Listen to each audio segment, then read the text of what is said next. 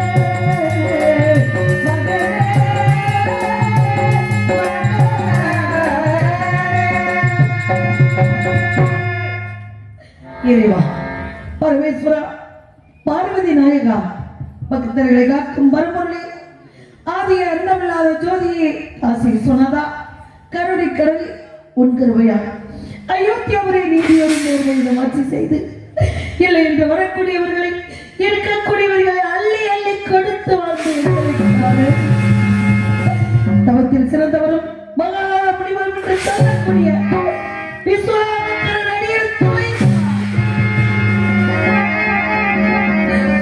நாட்டு மக்களுக்கு பொன்பொருளை வாரி வழங்கிக் கொண்டிருந்த எனது மன்னவரும் இந்த சந்திரமதியும் நான் பெற்ற மகள் லோகிதாசனும் இழந்தாடி அந்த முனிவரின் பாதம் பணிந்து வாருங்கள் சாமி வந்த நோக்கத்தை கூறுங்கள் சாமி என்று கேட்டது.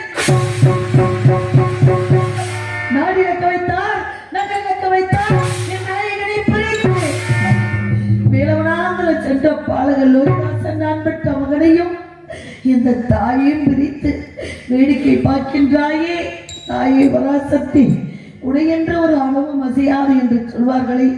அதிகாலை சென்ற மகன் பசியோடு சென்ற மகனை காணாமல் வீதி வெளியே புலம்பிக் கொண்டிருக்கின்றேன். மேலவனாந்திரம் சென்ற நான் பெற்ற மகள் லோகிதாசனுக்கும் என் பக்கத்தில் அசலாத்து வைந்தர்களுக்கும் என்னை சான்றோர்களுக்கும் என் நாட்டு மக்களுக்கும் இந்த சந்திரமதியாகி எனக்கும் நீதான் அருள் புரிய வேண்டும் தாயே, நீதான் துணை இருக்க வேண்டும் தாயே, நீதான் ஏகதீஸ்வரி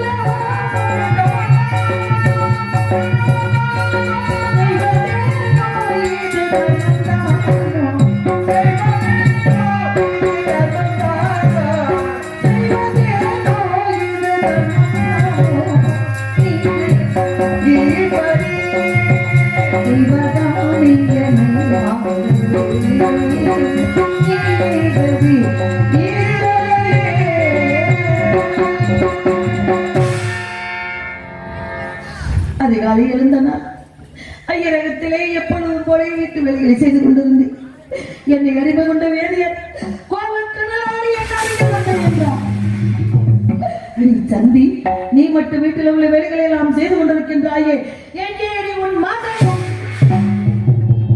ஐயா, இதோ நான் பெற்ற செல்வன் இருக்கின்றான், என்ன வேலை இருக்கின்றது சொல்லுங்கள் ஐயா, சிறந்தாழ்ந்து கேட்டுக்கொள்கிறேன். அடியே சந்தி, விடிந்தால் எங்க அகத்திலே திதி என்ற சிதார்த்தம் நடக்கப் போகின்றது. அதற்கு வேண்டிய காரை, பிரண்டை, முன்னை, முச்சை, மாவிளை, தெப்பை போன்ற சமத்துக்கள் யாவற்றையும் மேலவனாந்திரம் சென்று பறித்தவர வேண்டும் என்று ஐயா, இந்த வீட்டு வேலைகளை செய்து கொண்டு எல்லா வேலைகளை முடித்துவிட்டு நான் ஓடோடி சென்று தெப்பை யாவற்றையும் சேகரித்து வருகிறேன் ஐயா. அடி தந்தி, நீ சென்று விட்டால் மேலவனாந்திரம் அகத்தில் உள்ள வேலைகளை எல்லாம் யார் அடி செய்வது? உன் மகனை போய் ஐயா, நான் பெற்ற சிறுவன் போக வேண்டுமா? அவன் அறியா சிறுவன் ஐயா. காடுவனம் போன்ற இடங்களுக்கெல்லாம் அவன் சென்றது இல்லையே ஐயா. அந்த பிஞ்சு காலை வைத்துக் கொண்டு நான் பெற்ற மகன் எப்படி ஐயா மேலவனாந்த காட்டிலே தன்மை சேகரித்து வருவா? அவனை விட்டு விடுங்கள் ஐயா, நான் சென்று பறித்து வருகிறேன். அடி சந்தி, எதிர்த்து பேசிக் கொண்டிருக்கின்றார். நீ எதிர்த்து பேசுவதற்காக உன்னை விலை கொடுத்து நாங்கள் வாங்கினோம். போய் வரத்தால் என் கட்டளை.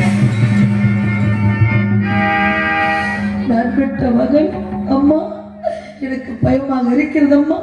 தாத்தா அவங்களை ஏசிக்கொண்டு பேசிக்கொண்டு இருக்கிறார்கள், எனக்கு பயமா இருக்கிறது அம்மா என்று என்னை கட்டி அடைத்து கதறி கதறி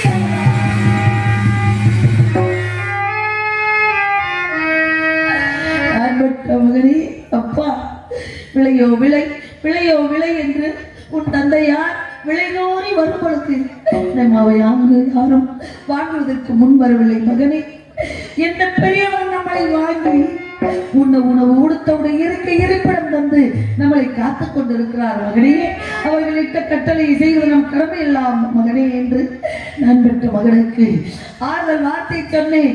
எப்படி சொன்னேன்?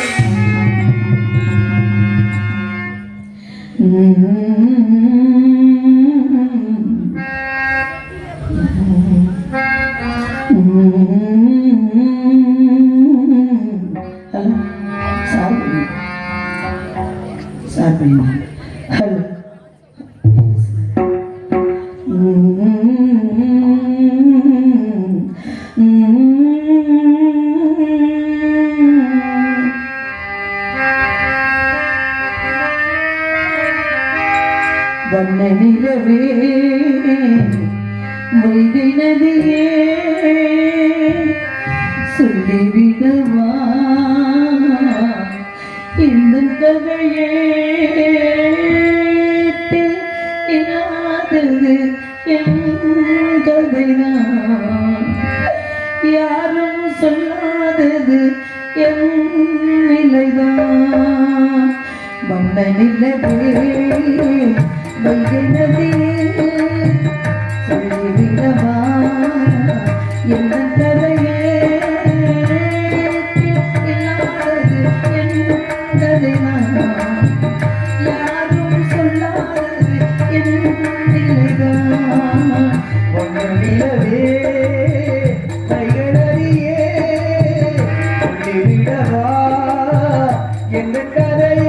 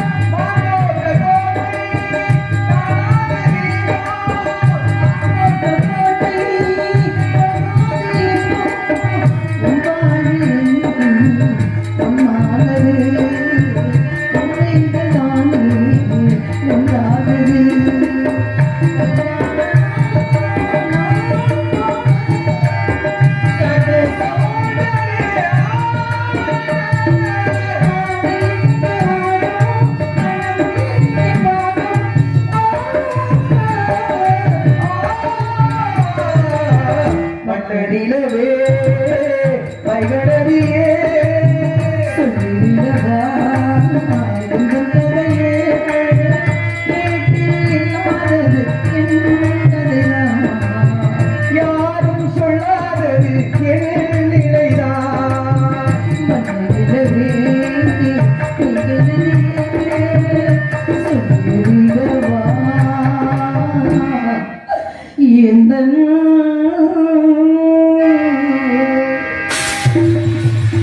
நான் பெற்ற மகனுக்கு ஆறுதல் சொல்லி அப்பா அவர்கள் இட்ட கட்டளையை நிறைவேற்றது நம் கடமை அல்லவா மகனே என்று நான் பெற்ற மகள் லோகிதாசனுக்கு ஆறுதல் சொல்லி போய் வா மகனே என்ற ஒரு வார்த்தை சொன்னேன். அம்மா நான் இளவனாந்திரம் செல்ல வேண்டுமா? எனக்கு காடு என்றால் தெரியாது, தெப்பை என்றால் தெரியாது, எப்படி செல்வது என்றே தெரியாதம்மா. என்னை எங்கேயுமே அனுப்புதல் இல்லையே தாங்கள். இப்பொழுது பணம் சென்று தெப்பை அவற்றையும் சேகரித்து வா மகனே என்று சொல்கிறீர்களே. இருந்தாலும் காடு எங்கு இருக்கின்றது தேடி செல்கிறேன் தாயே. இருந்தாலும் எனக்கு பசியாக இருக்கிறதம்மா. ஏதேனும் சிறிது ஆகாரம் கொடுங்க தாயே, அதை உண்டுவிட்டு காண செல்கிறேன் என்று சொன்னான். ஓடினேன் ஐயா வேதியரே, என்னை அடிமை கொண்ட புண்ணியவரே. நான் பெற்ற மகன் செல்ல போகின்றான் கனகம். அவனுக்கு பசியாக இருக்கிறது.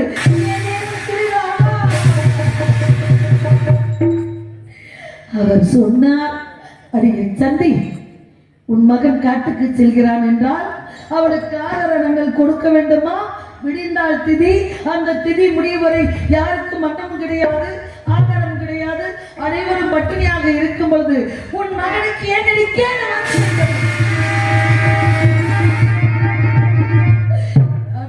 மகனம்மா அன்று நான் பிறந்து விட்டேன் என்று 33 தேவர்களுக்கும் மன்னமிட்டு அவதமிட்டு எல்லாரும் வாழ்த்தினார்களே அம்மா.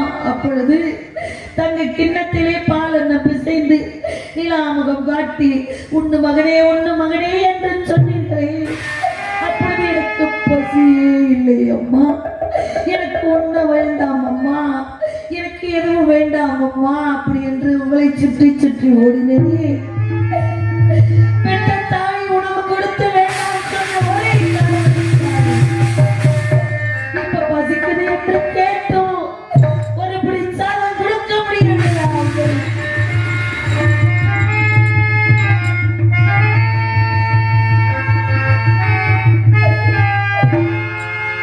பெற்ற மகன் என்னை கேட்டான் அப்பா. அப்பொழுது இறந்தவள், அப்பொழுது நம்ம அரசாட்சி ஆண்டு கொண்டு இருந்தோம் அப்பா. இப்பொழுது நம்ம அடிமையாக இருக்கின்றோம் மகனே. அவர்கள் கொடுத்தால் தானே நான் தர முடியும் என்று நான் பெற்ற மகனுக்கு ஆறுதல் சொன்னி. அம்மா உணவு இல்லை என்றாலும் பரவாயில்லை அம்மா, அந்த உணவு வடித்த பழம் தண்ணி நீராகாரத்தை வாங்கி தாருங்கள். அந்த சோறு வடித்த தண்ணி கொடுங்கள் ஐயா. அந்த தண்ணீரை குடித்துக் கொண்டு நான் பெற்ற மகன் சென்று வருவான் ஐயா என்று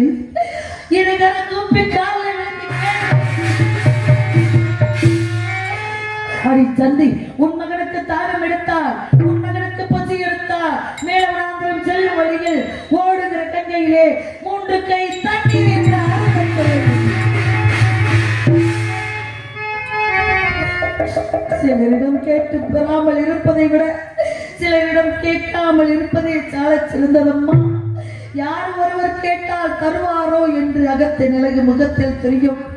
ஐயர் கொடுக்க மறுத்து விட்டார் என்றால் எதுவுமே கொடுக்க மாட்டார்கள் அம்மா. கேட்காதீர்கள் என்று நான் பெற்ற மகன் எனக்கு ஆறுதல் சொல்லி என்னை தேர்த்தி எடுப்போனான். எப்படி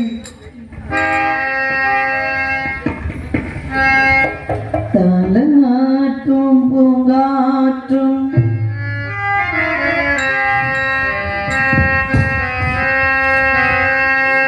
தாளமாற்றும் பூங்காற்றும்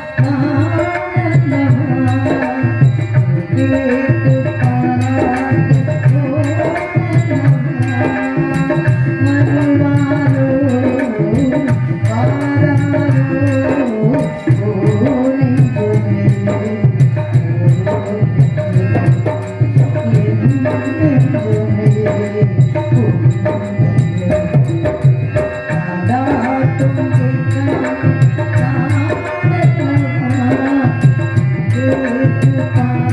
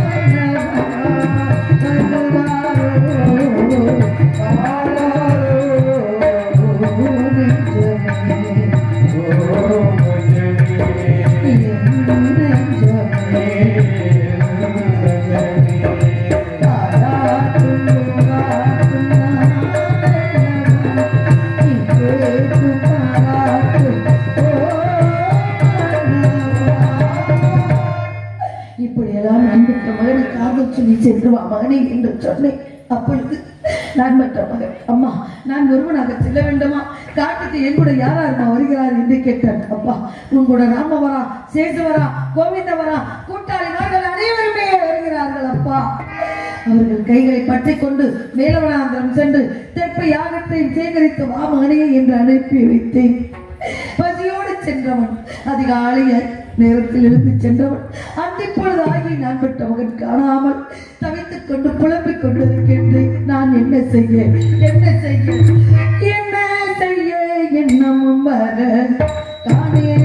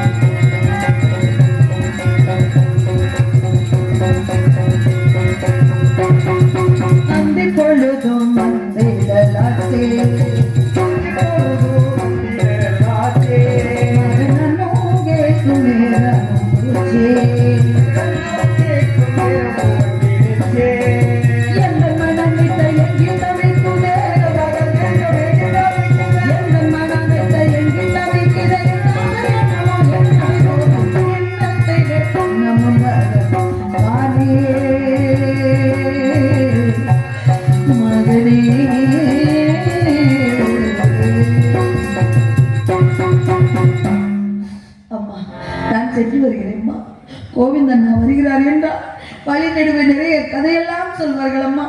அந்த கதையை கேட்டுக்கொண்டு பசி பொறுத்து கொண்டு மேலவனாந்திரம் சென்று எப்படியாவது தெற்பை சேகரித்து வருகிறேன் தாயே என்று சென்றான். நான் மற்ற மகன் அந்தி பொழுது ஆகியும் பசி மயக்கத்தால் எங்கு அவள் விழுந்து வைக்கின்றானா? இல்லை அம்மா, பத்தி பொத்தி வளைத்தாளே நம்மளை, இப்படி காட்டுக்கு அனுப்பி வைத்து விட்டாளே என்று மனவேதனையை காது உட்கார்ந்து எழுதி கொண்டிருக்கின்றார். நான் என்ன செய்வேன்? சொல்லி சொல்லி வந்ததில்லை இந்த பிள்ளையும் செந்தமிழ் பாட்டு. அன்னை மனோ ஆணையிட இன்று வந்தது செந்தமிழ் பாட்டு. சொல்லி சொல்லி வந்ததில்லை பிள்ளையும் செந்தமிழ் பாட்டு. அன்னை மனம் ஆணையிட இன்று வந்தது செந்தமிழ் பாட்டு. சொல்லி சொல்லி வந்ததில்லை இந்த செந்தமிழ் செந்தமிழ் பாட்டு. அனைவரும் ஆணையிட இங்கு வந்தது செந்தமிழ் பாட்டு. நான் வணங்கும் தெய்வத்தின் நிலையில் நிலைக்கும் சோகம் ஏது? நடந்த செய்தி நான் எதைத்தான் மனமும் பாடும். சொல்லி சொல்லி வந்ததில்லை இந்த பிள்ளையும் செந்தமிழ் பாட்டு. அனைவரும் ஆணையிட இங்கு வந்தது செந்தமிழ் பாட்டு.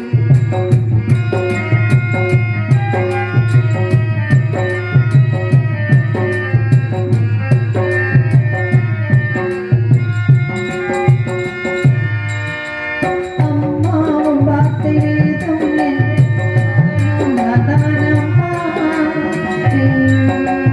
அம்மாவும் வார்த்தை வேதம் என்றென்னும் மகனும் நதானமா. பேசும் என் தெய்வம் உலகும் கோயில் உலகில் நிதானமா. அம்மா உலகே நானம்மா. தாயமுள்ள பாசம் என்ன பார்த்ததில்லை நானும் என்னை அறியத்தல். அன்னை கொண்ட நாடகம் மகள் மாறி நடந்திருக்குமோ என்னாலும்.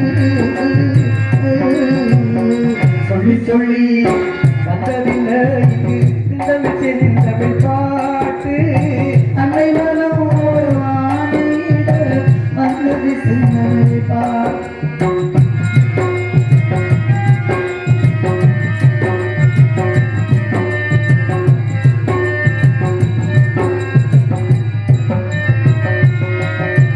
காதல் என்னென்றும் நீயும் காமல் வளர்த்து நதானடா.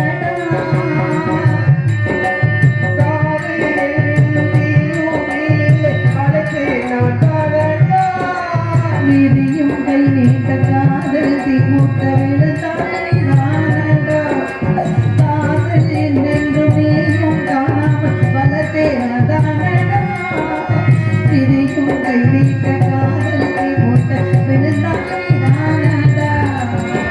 காதல் கொண்டு நானும் காதல் நானும் அண்ணாடு.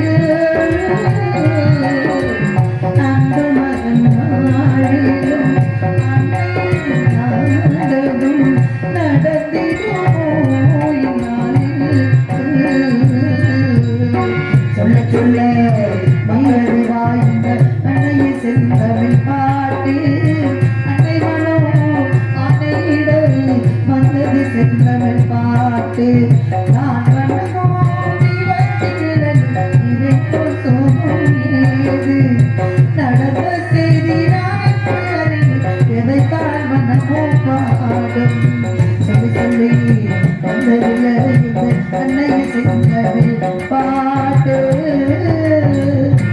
அன்னை மனோ ஆணையிட இங்கு வந்தது செந்தமிழ் பாட்டு. இப்படியெல்லாம் சொல்லி வைத்துவிட்டு எனக்கு ஆதல் சொல்லி நான் பெற்ற மகன் சென்றான் காட்டுக்கு.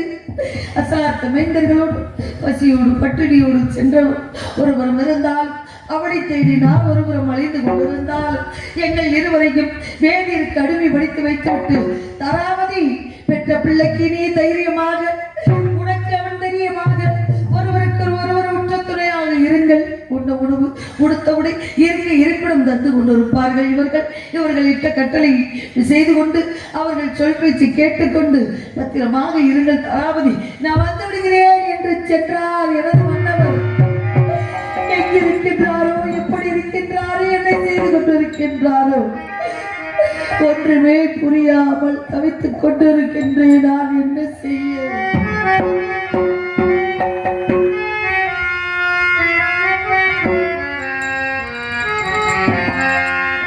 நிலவே என்னிடம் நெருங்காதே, நீ நினைக்கும் நிலையில் நான் இல்லை. மலரே என்னிடம் மயங்காதே, நீ மயங்கும் நிலையில் நான் இல்லை. நிலவே என்னிடம் நெருங்காதே, நீ நினைக்கும் நிலையில் நான் இல்லை. மலரே என்னிடம் மயங்காதே, மயங்கும் நிலையில் நான் இல்லை. நிலவே என்னிடம் நெருங்காதே, நெருங்கும் நிலையில் நான் இல்லை.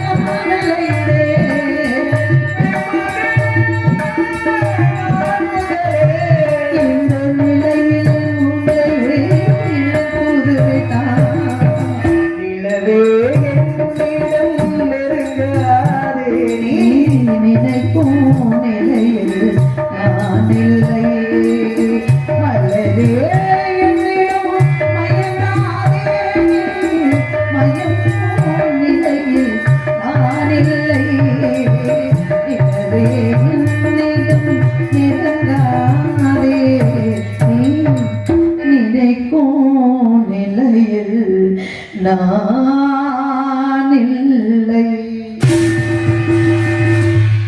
இப்படியெல்லாம் நான் புலம்பிக் கொண்டு தவித்துக் கொண்டிருந்தோம். அயோத்தியாபுரியை விட்டு ஒவ்வொரு நாங்கள் வரும்பொழுது எங்கள் நாட்டு மக்கள் எல்லாரும் அம்மா செல்லாதீர்கள், அம்மா வாக்காளப்பட்ட கடனுக்காக தாங்கள் தானே ஊரை விட்டு செல்கிறீர்கள். இந்த பச்சை மண்ணு என்னமா செய்தான், இந்த பச்சை குழந்தை என்னமா செய்தான், அந்த குழந்தையை தூக்கிக் கொண்டு போகிறீர்களே, எங்கள் இளைய மன்னவரை எங்களிடம் கொடுத்து விடுங்கள் அம்மா, அந்த குழந்தையை நாங்கள் பத்திரமாக பார்த்துக் கொள்கிறோம் என்று எனது நாட்டு மக்கள் எல்லாம் பின்தொடர்ந்து வந்து அழுது புலம்பிக் கொண்டிருந்தார்கள். எனது மன்னவர், ஐயா அம்மா, நீங்கள் எல்லாம் ஒருவருக்கு ஒருவர் உற்ற துணையாக ஒற்றுமையாக ஒருவருக்கு ஒருவர் வாழ்ந்து வாருங்கள். பெற்ற தாயிடத்திலும் தகப்பனிடத்திலும் குழந்தை இருக்க வேண்டும், இதுதான் உண்மை. எல்லோரும் ஒற்றுமையாக சென்று ஒற்றுமையாக நாட்டிலே வாழ்ந்து கொள்ளுங்கள் என்று சொல்லி அனுப்பி வைத்தார். எங்களை வெளியில் கடிமைப்படுத்தி வைத்துவிட்டு அவர் செல்லும் பொழுது அவர் உடல் மட்டும்தான் அங்கு சென்றது. அவர் உயிரெல்லாம் எங்களை நாடிக்கொண்டுதான் இருந்தது. என் கையை பிடித்து கதறி அழுது புலம்பிக் கொண்டிருந்த அவர், தாராவதி, உங்களை விட்டு போவதற்கு மனமில்லை தாராவதி, நான் எங்கு செல்வேன், எனக்கு யாரை தெரியும் தாராவதி, எங்கோ செல்கிறேன் என்று சொன்னார். உன்னாரோ உறங்கினாரோ ஒரு வழியும் தெரியாமல் புலம்பிக் கொண்டிருக்கிறேன். சுவாமி, தாங்கள் எப்படியோ அதே போன்றுதான் நாங்களும். எங்களுடைய உடல் மட்டும்தான் இங்கு இருக்கின்றது. எங்கள் உள்ள மறைத்து உங்களைத்தான் ஆடிக்கொண்டிருக்கிறது.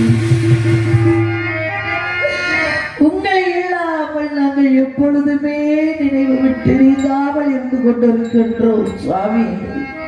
நாங்கள் இப்படியே வாழ்ந்து கொண்டிருக்கின்றோம்.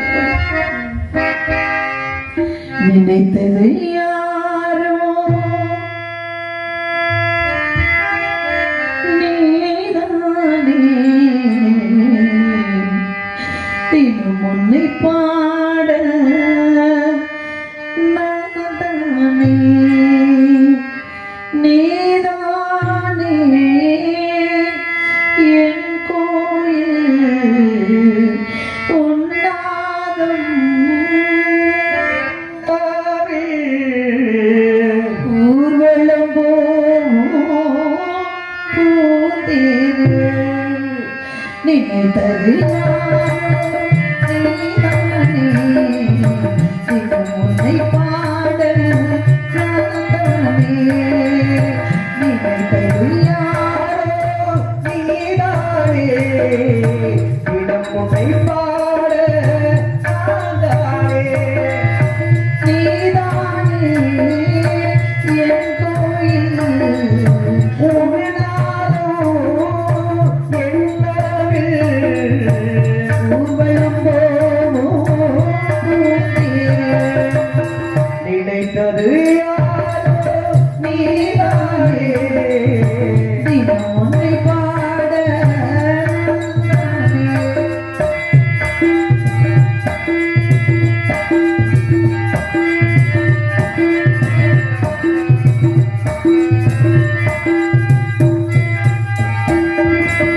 மனதில் வந்து விழுந்ததம்மா, விழுந்ததம்மா, எழுந்ததம்மா.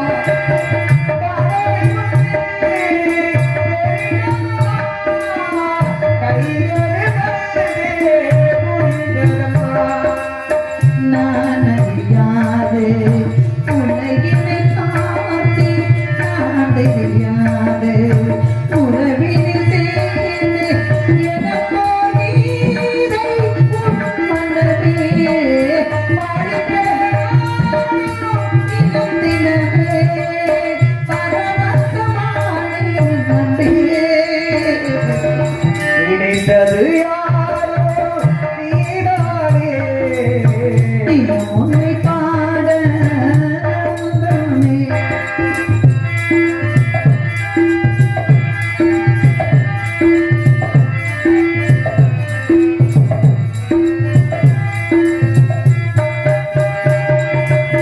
பூவெடுப்பேன் நான் தொடுத்தேன், பூஜையின் நேரம் நான் கொடுத்தேன்.